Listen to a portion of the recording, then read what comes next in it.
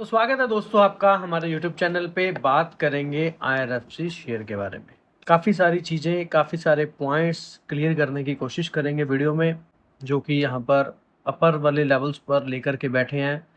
काफ़ी सारी वीडियो में उन टॉपिक पर डिस्कशन करने की कोशिश करेंगे। बैक टू बैक स्टॉक में नए लो लगते 52 वीक के नज़र आ रहे हैं। प्रेशर लगातार स्टॉक पर बना हुआ है, लेकिन वही थोड़ा-थोड़ा करके सिस्टम जो है वो चलता नज़र आ रहा है।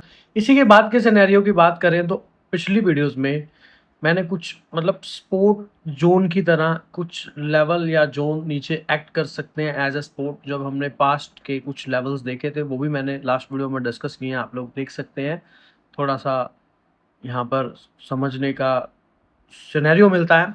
आगे के सिस्टम को समझे तो आगे पॉइंट्स क्या हैं। देखिए, वैसे तो गवर्नमेंट ने 2027 के लिए 80,000 करोड़ का अपना एम रखा था, जिसमें ओएफएस द्वारा और भी कई माध्यम से बिक्री की गई और कहा जा रहा है कि उसमें से 78% तक के टारगेट को उन्होंने पूरा कर लिया है। यानी कि अभी भी 2.5% और यहाँ पर उनके द्वारा स्टॉक्स में सेलिंग या फिर ओएफएस के रिगार्डिंग कुछ न्यूज़ेस आती नज़र आ सकती हैं।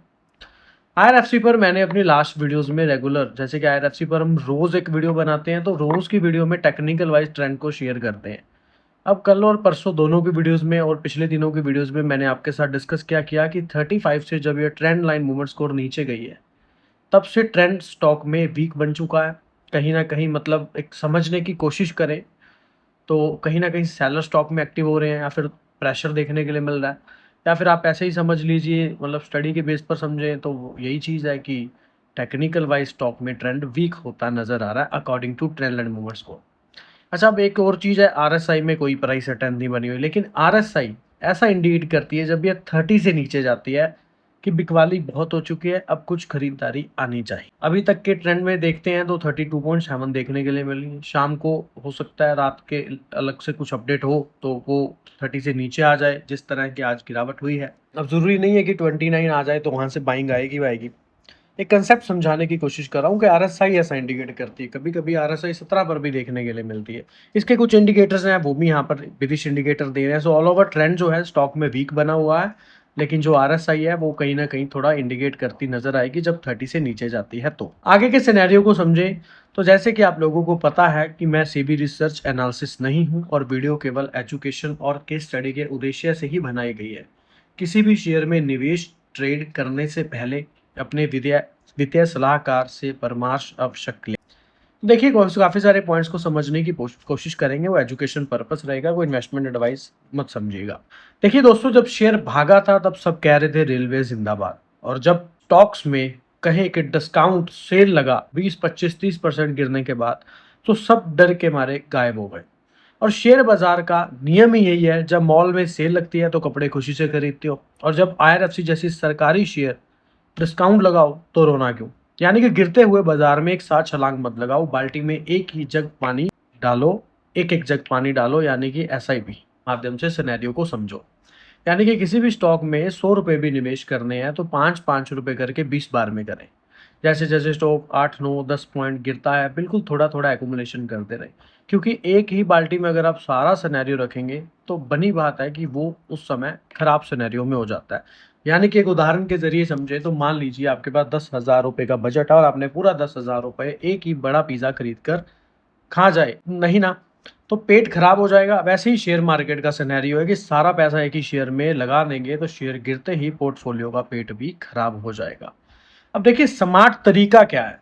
पोर्टफोलियो की थाली में थोड़ा आईआरएफसी यानी कि रेलवे जैसी कंपनियां जो अच्छी लगती है, फंडामेंटल्स जिसके बिजनेस अच्छे हैं, थोड़ा बैंकिंग, थोड़ा डिफेंस, मैं आपको एक समझाने का प्रयास कर रहा हूँ चीज़ को। मैं यही नहीं कह रहा हूँ कि आप रेलवे ही खरीदो, बैंकिंग ही खरीदो, डिफेंस ही खरीदो। वो आप अपनी स्टडी करके, रिसर्च करके, एनालिसिस से सलाह ले करके ही जो भी करें।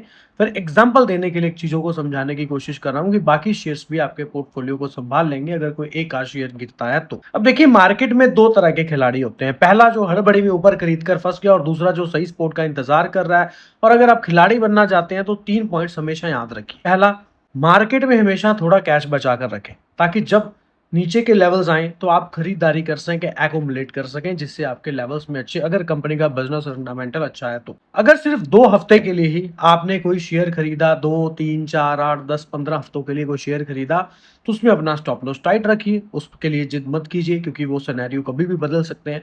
और अगर आपका विज़न 8, 10 साल, 12 साल, 15 साल का है, तो फिर हर गिरावट आपके लिए एक डिस्काउंट कूपन की तरह ही है। अब देखिए, वीडियो में जो पॉइंट्स हमने सिस्टम किए हैं, जो कि आपको पता है कि मैं कोई गॉड या सेबी रजिस्टर्ड बाबा तो नहीं हूँ जो भविष्यवाणी करूँ, लेकिन जो अगर रिस्क मैनेज करना अगर आप सीख जाएं तो शेयर ऊपर जाए या नीचे आपको फायदा होगा ही। फिर कुछ पॉइंट समझे तो देखिए, 2 चीजें, शेयर गिरता है तो 2 चीजें देखनी होती हैं। पहला, कंपनी का बिजनेस खराब हो गया, दूसरा क्या, सिर्फ शेयर का वैल्यूएशन महंगा हो गया। अगर हम आईआरएफसी के बिजनेस को देखें तो रेलवे इंफ्रास्ट्रक्चर के बड़े बड़े प्रोजेक्ट्स को फाइनेंस करने का काम यह कंपनी करती है और उसका बिजनेस मॉडल काफी सुरक्षित माना जाता है क्योंकि इसका मुखिया क्लाइंट खुद सरकार इंडियन रेलवेज है।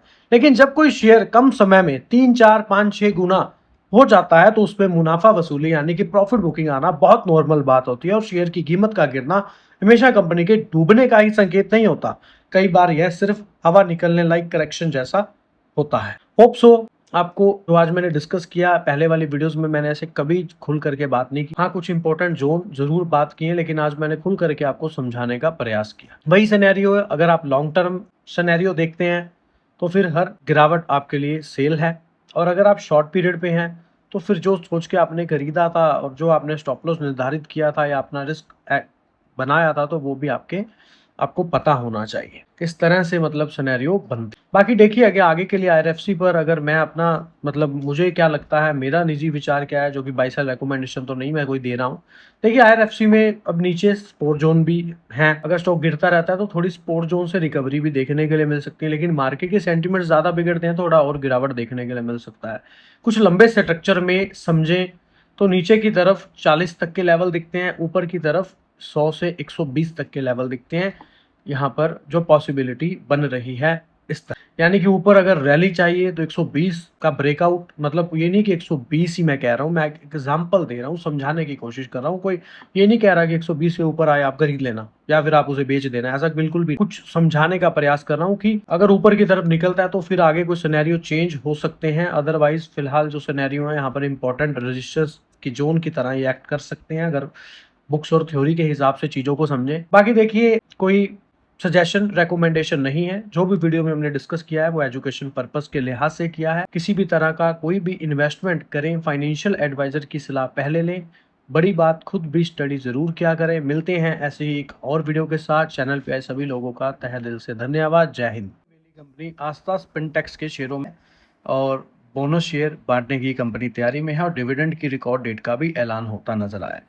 तो 9 सितंबर को कंपनी ने रिकॉर्ड डेट रखी है डिविडेंड की, और एक पर एक बोनस शेयर 1.1 का बोनस शेयर भी कंपनी बांटने की मंजूरी देती नजर आई है, जिसकी अभी रिकॉर्ड डेट नहीं आई है। अगर आप इस शेयर के इन्वेस्टर हैं तो आप नोट कर सकते हैं, न्यूज़ थी उसके बेस पर बताया, कोई बाई सेल रिकमेंडेशन नहीं है। धन्यवाद। पता नजर आ रहा है, अगर आप इसके इन्वेस्टर्स हैं तो नोट कर सकते हैं, अदरवाइज आप इसे इग्नोर भी कर सकते हैं। न्यूज़ उसके बेस पर हम बात कर रहे हैं। एक पर एक शेयर मिलता नजर आएगा। मॉल टेक टेक्नोलॉजी लिमिटेड के लिए बड़ी खबर है, निवेशकों के लिए। शेयर धारकों को बोनस शेयर देने का कंपनी ने ऐलान किया है। 1 के बदले 1 शेयर, 100 के बदले 100 शेयर, 1000 के बदले 1000 शेयर मिलते नजर आएंगे। यानी कि यहाँ पर रिकॉर्ड डेट घोषित बाद में की जाएगी और वो आप लोग ध्यान में रख सकते हैं अगर आप इसके शेयर होल्डर हैं तो। कोई बाय सेल रिकमेंडेशन नहीं है। वीडियो में जो भी डिस्कशन हुआ है वो एजुकेशन पर्पस के लिए रही है। मिलते हैं ऐसी एक और वीडियो के साथ। चैनल पे आए सभी लोगों का तहे दिल से धन्यवाद।